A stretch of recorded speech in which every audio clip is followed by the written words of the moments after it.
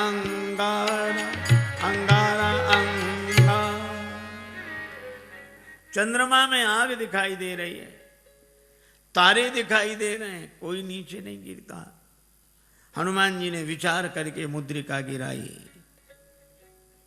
और मुद्रिका में लिखा है राम नाम। मां संकट के समय तो राम नाम का ही स्मरण करो। यह मुद्रिका कहां से आई, किसने दी? चकित चितौ मुद्री पहचानी। हनुमान जी श्री राम कथा कहने लगे। जानकी जी ने कहा जितने इतनी सुंदर कथा सुनाई उसे भी तो देखें।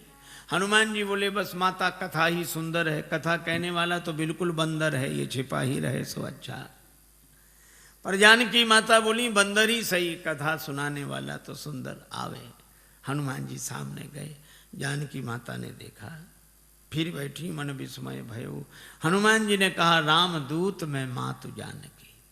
हे माता मैं राम जी का दूत हूं, सत्य शपथ करुणा निधान की। और ये कहते कहते हनुमान जी के आंखों से आंसू बरसने लगे। कपि के वचन सप्रेम सुनि उपजा मन विश्वास, जाना मन क्रम वचन यह कृपा सिंधु कर दास। नरवानरई संग कहु कैसे, कही कथा भई संगति जैसे।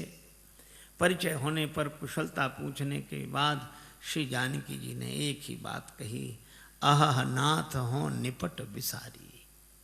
भगवान ने हमें भुला दिया। हनुमान जी बोले नहीं माता, भगवान ने आपको नहीं भुलाया। तो जयंत के पीछे तो बाण लगा दिया, चरण पर चंचुका प्रहार करने वाले के पीछे बाण, और हरण करने वाला अब तक आराम से बैठा है। श्री हनुमान जी ने कहा माता वहां भगवान के पास धनुष बाण कहां था? प्रभु तो आपका श्रृंगार कर रहे थे। जानकी माता बोली हाँ बेटा, प्रभु ने उन्हीं लकड़ी की सींकें उठाई, एक को धनुष बनाया एक को बाण। तो सींक क्या बाण बनी होगी? नहीं नहीं, प्रभु का संकल्प है।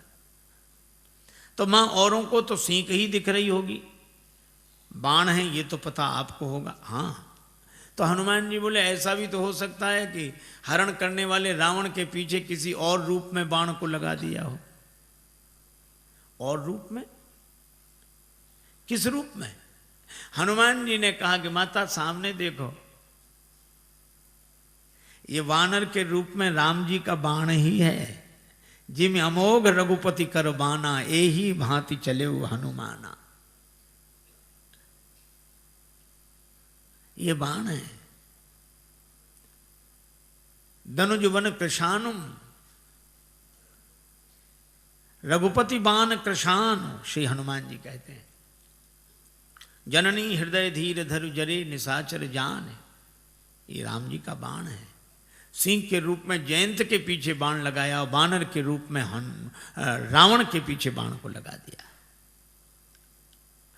बेटा हनुमान अच्छा किया कि तुमने हमें बता दिया, तुम न बताते तो मैं कैसे जानते। हनुमान जी ने कहा कि माता मैं भला आपको बताऊंगा, आपको स्वयं पता लग गया। और आपने रावण से कह भी दिया। जब रावण ने कृपाण उठाई तो आपको लगा क्या मैं यहाँ बिल्कुल अकेली हूँ? तो जैसे ही आपने सोचा तो आपको पता लग गया कि हनुमान यहाँ है। तो आपने रावण से भी कहा, अस मन समुझ कहत जान की, खल सुधि नहीं रघुवीर बाण की। अरे खल, तुझे राम जी के बाण की खबर नहीं है। अगर अंतर कथाओं का सहारा न लिया जाए तो राम जी के बाण के रूप में तो यहाँ अर्थ श्री हनुमान जी का ही ध्वनित होता है।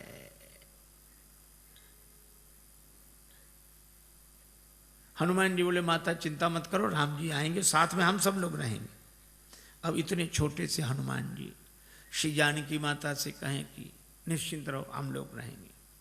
जानकी माता बोली बेटा सभी बानर तुम्हारे जितने हैं। हनुमान जी बोले हम तो उनमें बहुत बड़े हैं, बाकी सब छोटे छोटे हैं, हम सीनियर हैं, बाकी जूनियर। जानकी माता बोली तो हो चुका हमारा उद्धार, हमको हंसी लगी। जहां सीनियर इतने से हों, कई बार मुझे लगता है ये अंग्रेजी का शब्द है सीनियर। सी माने देखो, नियर माने नजदीक से ही जो दिखे, दूर से दिखे ही नहीं। हनुमान जी ने कहा माता संदेह है। जानकी माता ने कहा मोरे हृदय परम संदेहा, सुन कभी प्रकट कीन निज देहा। श्री हनुमान जी ने विशाल रूप में अपने को प्रकट किया। जो जानकी माता हनुमान जी को ऐसे देख रही थी वो ऐसे देखने लगी। बेटा भरोसा हो गया, हनुमान जी छोटे बने। जानकी माता ने आशीर्वाद दिया और कहा कि वत्स हनुमान, जब तुम इतने बड़े थे तो इतने छोटे बनकर क्यों आए? हनुमान जी ने कहा कि माता बेटा कितना ही बड़ा हो पर माँ के आगे तो छोटा ही है,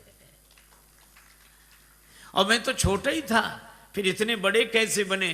कहा यह तो आपकी कृपा दृष्टि का चमत्कार है। आपकी दृष्टि जिस पर पड़ जाए वही छोटे से बड़ा बन जाता है। हनुमान जी ने कहा कि माता मुझे आशीर्वाद मिल गया। अभी तक मैं राम जी का दूत था, लेकिन अब सीता राम जी का पूत हूं। आपने आशीर्वाद दिया, पर मेरी माता मेरा आज जन्म हो गया है। जानकी माता बोली मुझे भी तुम्हारे जैसा बेटा मिल गया। श्री हनुमान जी ने कहा माता जन्म लेते ही मेरी एक आदत है, बड़े जोर की भूख लगती है। अंजनी माता के गर्भ से जन्म हुआ, जन्मते जगी जठर की ज्वाल, गगन में मारी एक उछाल, कृषे रवि बाल जाने फल लाल, आपकी जय हो जय हो जय हो। श्री हनुमान जी ने सूर्य भगवान को ही फल समझ के मुख में रख लिया। बाद में देवताओं ने प्रार्थना की तो छाण दियो रवि कष्ट निवार।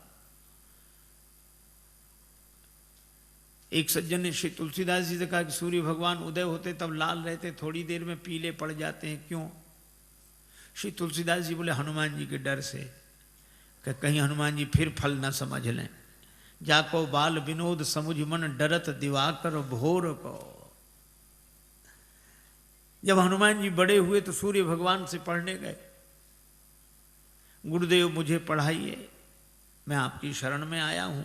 सूर्य भगवान ने देखा कि इस बालक को तो पहले भी कभी देखा है, पर याद नहीं आ रहा कहाँ देखा है। याद आ गया, आ गया, ये वही बालक है जो एक बार बचपन में आया था। ऐसे विद्यार्थी को पास रखना ठीक नहीं। पढ़ते पढ़ते कब भूख लगा, उतनी दूर से छलांग लगा कि आ गया, अब तो ये सामने ही रहेगा। सूर्य भगवान बोले हम चलते फिरते गुरुजी हैं, एक जगह नहीं रहते, तुम एक जगह रहने वालों से पढ़ो। हनुमान जी बोले हम चलते फिरते विद्यार्थी बन जाएंगे, गुरुजी पढ़ेंगे आपसे ही। ये तो गले ही पड़ गए। सूर्य भगवान ने कहा एक बात और है कि आमने सामने रहे तब तो पढ़ाई होगी।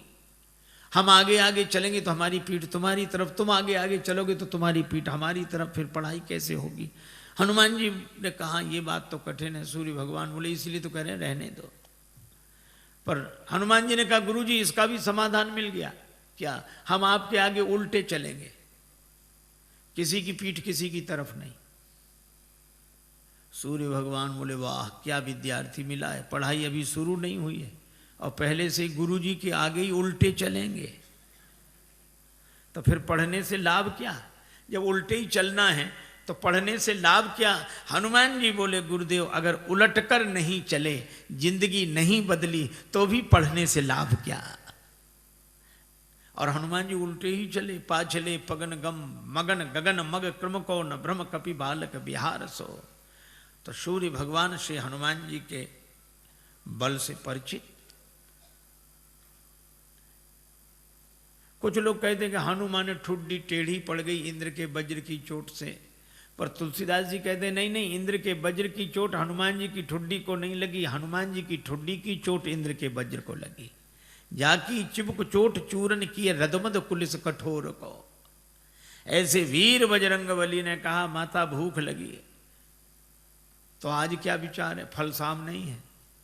लागी देख सुंदर फल रूखा, रावण की वाटिका है का उसका हमें डर नहीं, आप तो सुख पूर्वक आशीर्वाद दो। जानकी माता ने कहा रघुपति चरण हृदय धरि तात मधुर फल खाओ। हनुमान जी वाटिका में प्रवेश किए। राक्षस तो स्वभाव से आलसी।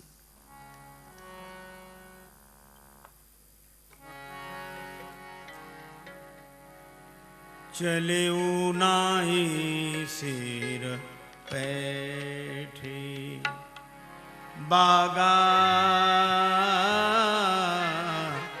चले नाई सिर बैठे। बागा चले नाई सिर बैठे। बागा चले नाई सिर बैठे। फल खायसी तरु तोरे लागा सिर पे। नाद चले नाय सिर बैठे। बागा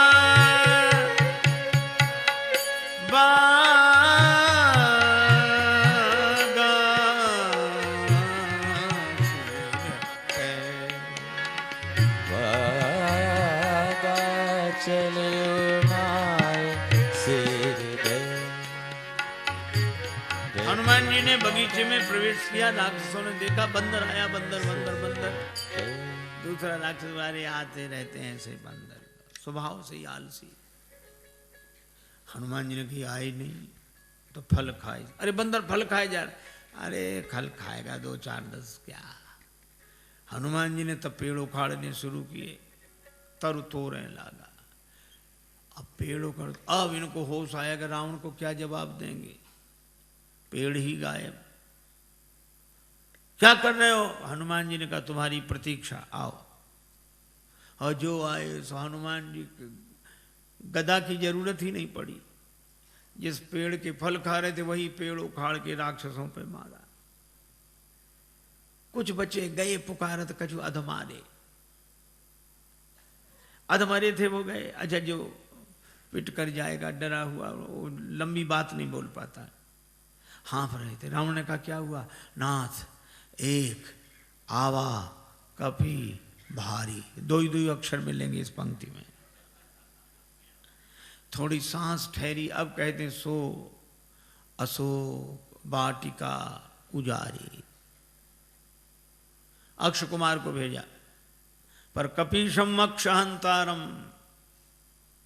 ये सुभट को लेकर आया था। चला संगले सुभट पारा। हनुमान जी ने अक्ष कुमार का वध किया। बंधु निधन सुन उपजा क्रोधा। आप लोगों ने बताया कि वो कपि नहीं महाराज, मरकट है, मार काट मचाए है।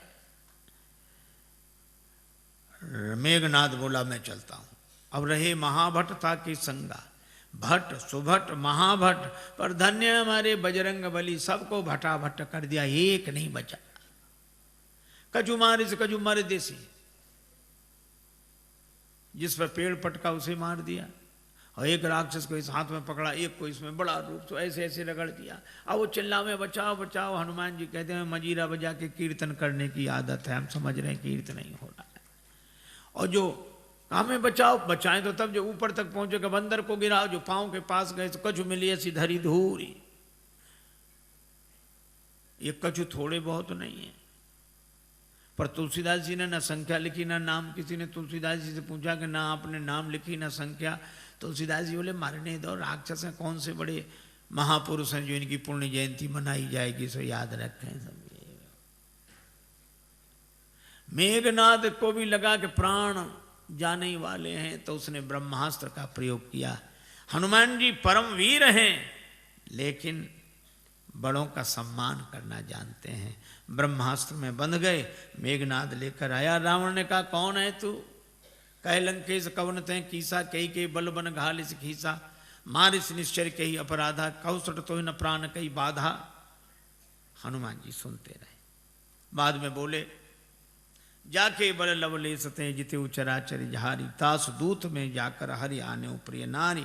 मैं राम जी का दूत हूं।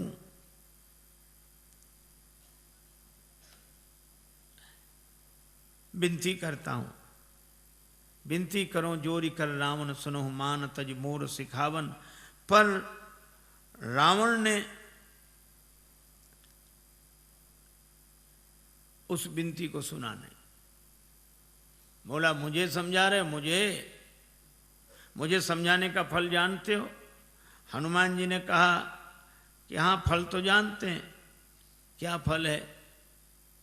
हमारे यहाँ सम्मान होता है उपदेश देने वालों का। रावण बोला सम्मान नहीं, हमारे यहाँ सम्मान नहीं मिलेगा। मृत्यु निकट आई खल तो ही, काल की अधिष्ठात्री शक्ति मृत्यु को रावण ने हनुमान जी के बगल में खड़ा कर दिया। हनुमान जी डरे नहीं।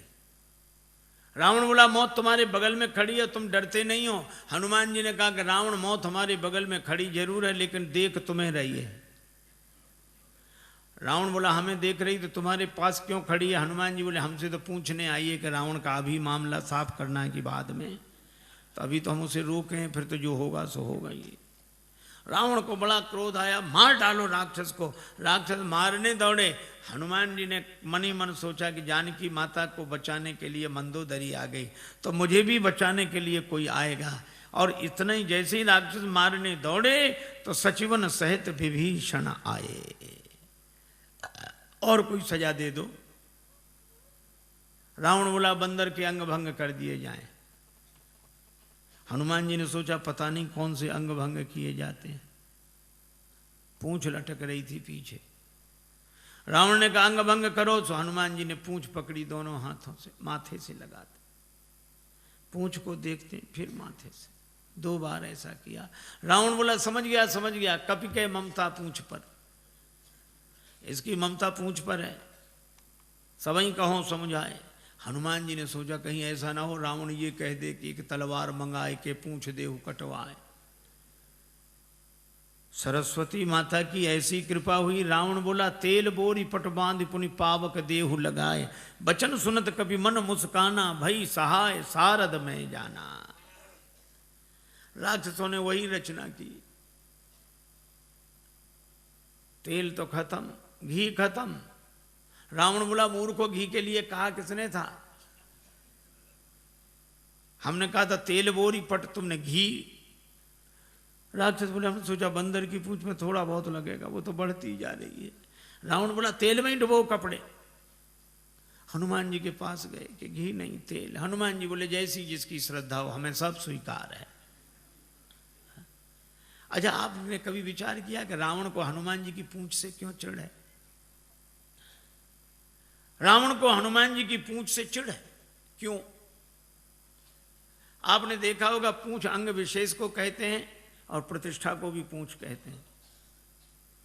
कई बूढ़े लोग घर के बाहर मिलते हैं उदास, उनसे पूछो क्यों, क्या बात है? कुछ नहीं, फिर भी अब इस घर में हमारी कोई पूंछ नहीं रही। बोलो है पूंछ की परेशानी की नहीं। उनके घर गए, चाय की कौन कहे, पानी तक के लिए नहीं पूछा। बेटे से कहो तुम पिता को नहीं पूछते हो, वो कहता पिताजी ने हमसे पूछकर काम किया कभी कुछ? सब जगह पूंछ की ही समस्या, और हम अपनी पूंछ आगे रखते हैं पीछे नहीं।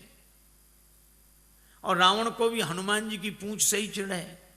रावण को लगता है लंका हमारी और हमारे यहां इनकी पूंछ।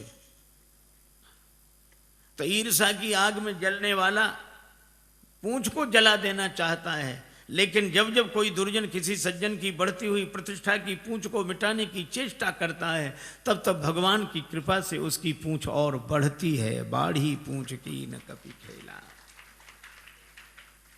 आग लगने वाली थी। हनुमान जी ने सोचा नगर में घूमकर देख लें, सभी ने चंदा दिया है, प्रसाद भी तो वहां वैसा वैसा देना पड़ेगा। रावण बोला बंदर को नगर में घूम कर आए, सब जगह से कुछ न कुछ आया, विभीषण के यहाँ से कुछ नहीं, इन्हें प्रसाद नहीं देना। आग लगी, हनुमान जी को पता ही नहीं लगा। देखा कि आग लगी, पावक जरत देखी हनुमंता, भय परम लघु रूप, तुरंत छोटे बन गए और ब्रह्मास्त्र से निकल आए। पर बड़ा विशाल रूप बनाया, बालधी विशाल विकराल ज्वाल जाल मानो, लंक लील वेकों काल रसना पसारी है। चारों तरफ आग, ऐसी आग लगाई। पूंछ तो पहले से ही लंबी, जैसे बगीचे में बैठकर आदमी पाइप से पानी देता, यहाँ वहाँ वहाँ, हनुमान जी ने ऐसे आग लगाई चारों तरफ। रावण ने बड़ी कोशिश की, बादलों से कहा बरसो, बादल बोले जो आ गया। उसी समय हवा इतनी तेज चली कि पानी बरसे बादल बरसे लंका में, और पानी गिरे 2 किलोमीटर दूर उधर जाके जहां आग नहीं थी। रावण ने प्रलय के बादल बुलाए, प्रलय पयोधि बोले, वो भी नहीं बुझा सके। राम रोष पावक सो जरई, लंका जलकर राख हो गई। और हनुमान जी जानकी माता के पास पूंछ बुझाकर छोटा रूप बनाकर, जानकी माता ने कहा, वत्स मुझे तो बड़ा डर हो रहा था, लंका जल गई, तुम्हारी पूंछ का बाल भी नहीं जला। क्यों? हनुमान जी ने कहा कि माता, लंक जला के जली भी नहीं, हनुमंत विचित्र है पूंछ तुम्हारी। जानकी माता कहती हैं, लंक जला के जली भी नहीं, हनुमंत विचित्र है पूंछ तुम्हारी। कौन सा जादू राजेश भरा, हंसी पूछती हैं मिथिलेश दुलारी। हनुमान जी कहते हैं, बोले कपि ही राघव आगे, हृदय में आगे राम जी बैठे। बोले कपि ही राघव आगे है, पीछे है पूंछ रहस्य है भारी। वानर को भला पूछता कौन, श्री राम के पीछे है पूंछ हमारी। आगे राम जी के पीछे ही हमारी पूंछ है, नहीं तो कौन पूछता। माता, लंका साधारण आग में नहीं जली, पावक में जली। राम रोष पावक, तो तुम्हारी पूंछ बची कैसे? का उस पावक में आप भी तो रह रही हैं माता। जानकी माता बड़ी प्रसन्न हुई, आशीर्वाद दिया।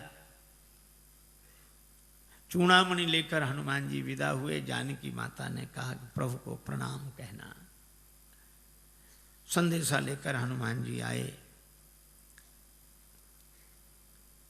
भगवान को पता लगा। हनुमान जी ने कहा कि जानकी माता की अत्यंत विपत्ति है। भगवान बोले, विपत्ति तो तब होती है जब कोई भजन न करे, पर जानकी माता भजन कर रही तो अति विपत्ति। इसका अर्थ कोई भजन करे तो अति विपत्ति, न करे तो केवल विपत्ति। हनुमान जी ने कहा, हाँ प्रभु। कहा कैसे? कहा कोई भजन करता है तो वह भगवान को याद कर रहा है, कोई भगवान को याद न करे तो विपत्ति, लेकिन कोई भगवान का भजन करे और भगवान ही उसे भूल जाए तो अति विपत्ति। श्री सीता जी ने आपको नहीं भुलाया, आपने सीता जी को भुलाया।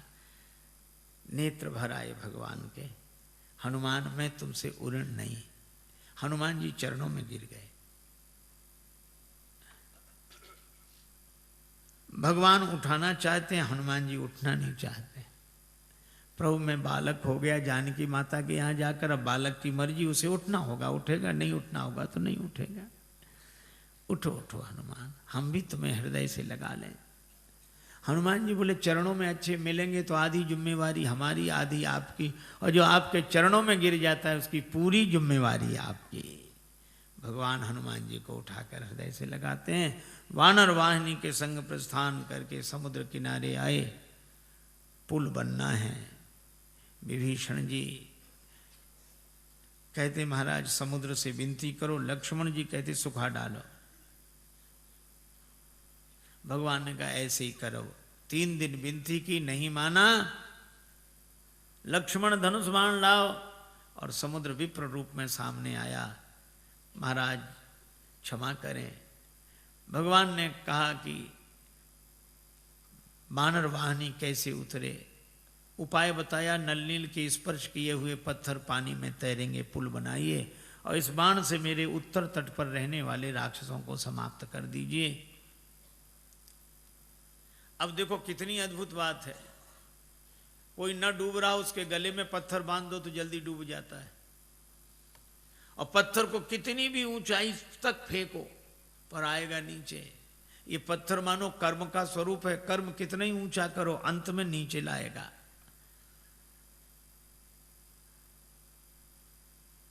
और ये पत्थर डुबाता है, हाँ, देहाभिमानी को डुबाता है, लेकिन नल छू दे इसे, विवेक वैराग्य के द्वारा छू दो तो ये पत्थर तैरने वाला बन जाता है। पर ये विवेक वैराग्य उन्हें जिन्हें गुरुदेव का आशीर्वाद मिला हो, लरिकाई ऋषि आशीष पाई, पुल बना, भगवान की सेना पार हुई। भगवान ने कहा कि अंगद जी को फिर भेजो। अंगद जी गए। हनुमान जी हैं पूरे साधु, अंगद जी हैं पूरे सिपाही। साधु आस्था की स्थापना करता है, सिपाही के द्वारा व्यवस्था की बात विधिवत होती है। अंगद जी ने नगर में प्रवेश किया, रावण का बेटा मिल गया।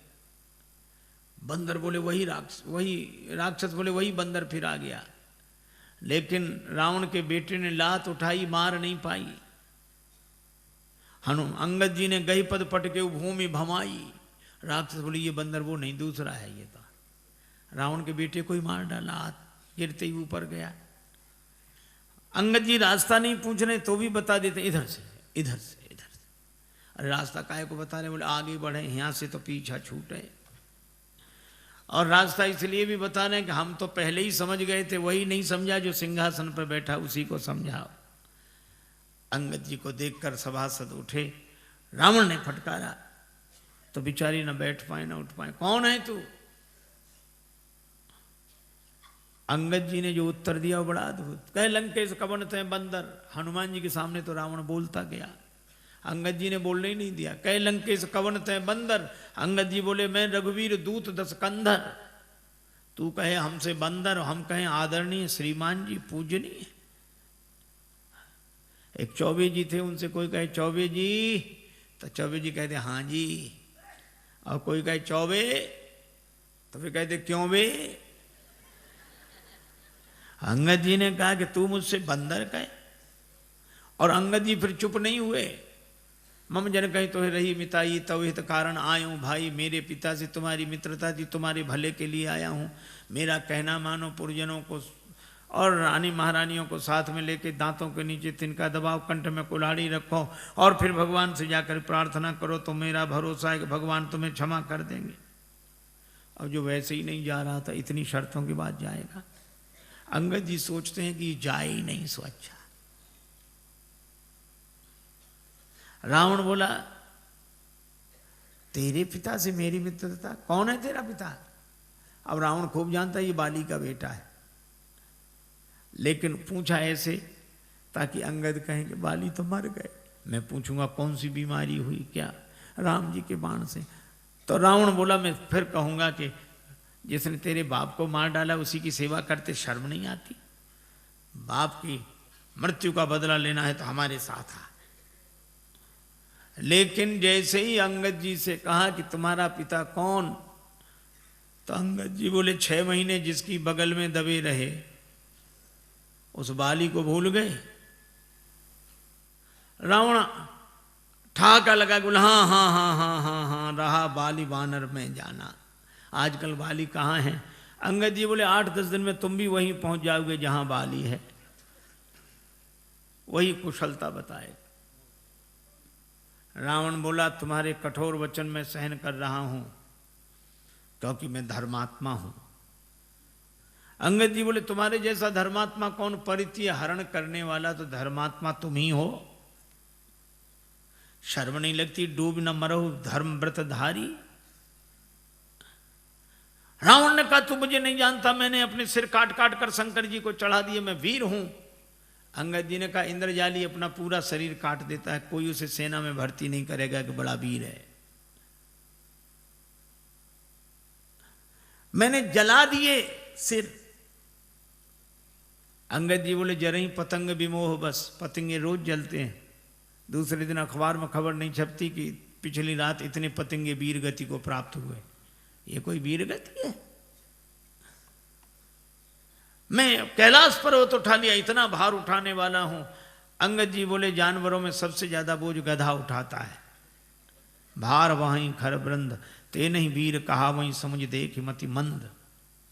रावण बोला मैं चलता हूं तो धरती हिलती है।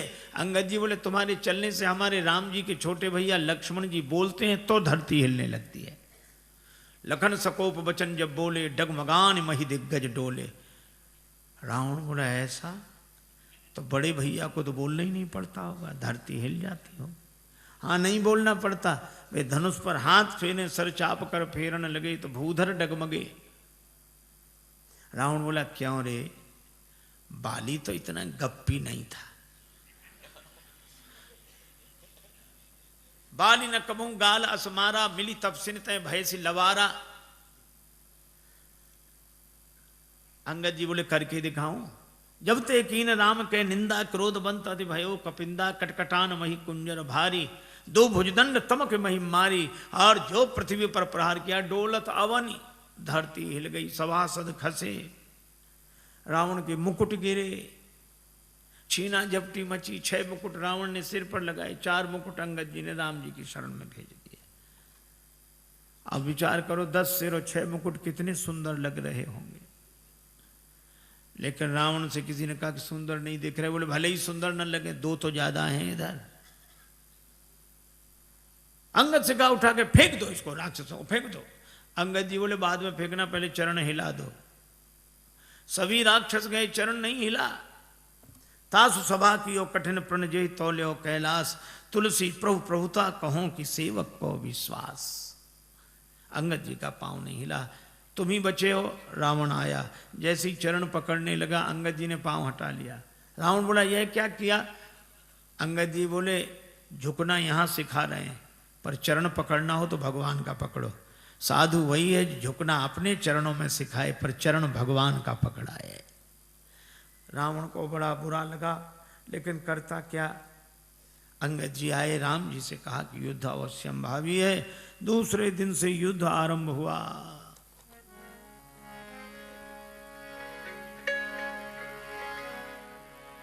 उत रावण इत राम दुहाई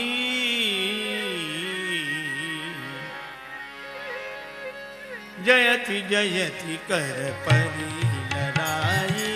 जयत जयत कर लड़ाई जयत जयत जय परी लड़ाई। जयति जयति कर परी लड़ाई कर परी लड़ाई। जयत जयत कर परी लड़ाई जयत जयत कर परी लड़ाई जयत जयत कर परी लड़ाई। लड़ाई शुरू हुई।